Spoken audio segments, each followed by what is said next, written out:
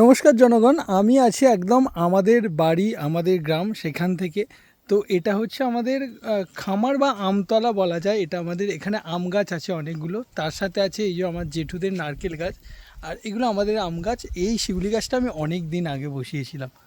কত সুন্দর হয়েছে দেখুন, দেখে কি ভালো লাগছে।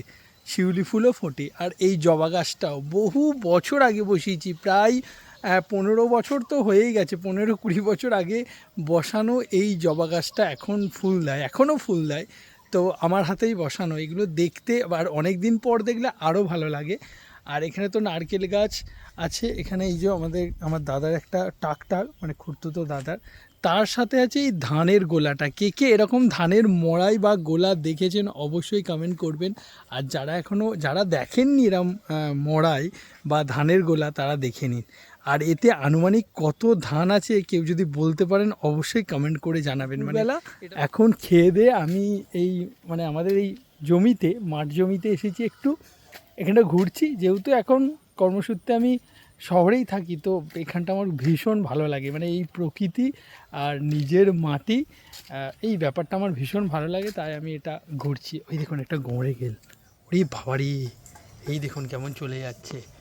ওরে বাবারে, পুকুরে নেমে যাচ্ছে, কি বিশাল গোঁড়ে গেল, গোসাপ, আমরা গোঁড়ে গেল বলি এটাকে।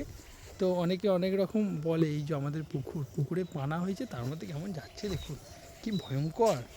তবে দেখুন তো, বিশাল কুমিরের মতো এত বড় গোসাপ তো আগে আমি দেখিনি আমাদের গ্রামে। ছোটোবেলায় ছোটো ছোটোগুলো থাকতো।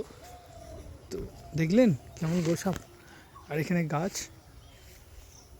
এই যে দেখুন কলার কাঁধি হয়েছে, কি সুন্দর।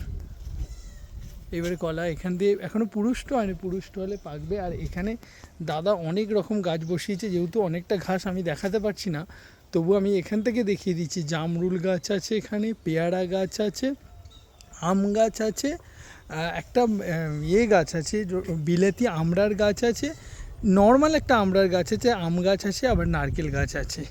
আর এখানে আমি বসিয়েছিলাম একটা জাম গাছ। জাম গাছটা এই যে জাম গাছটা বড় হয়ে গেছে। এটা যদিও করোনার পর বসানো হয়েছে, এটা এই 2-4 বছর হয়েছে, অনেকটা বড় হয়ে গেছে জাম গাছটা। আর এখানে একটা বাবা বসিয়েছে নারকেল গাছ। তো এই হচ্ছে আমাদের মাঠ, যেটা ধান উঠে গেছে, এখন বিভিন্ন রকম গাছ আছে এখানে। আর এরপরেই ধান জমি। কেমন লাগলো আপনাদের ভিডিওটা অবশ্যই জানাবেন। চলুন, টাটা।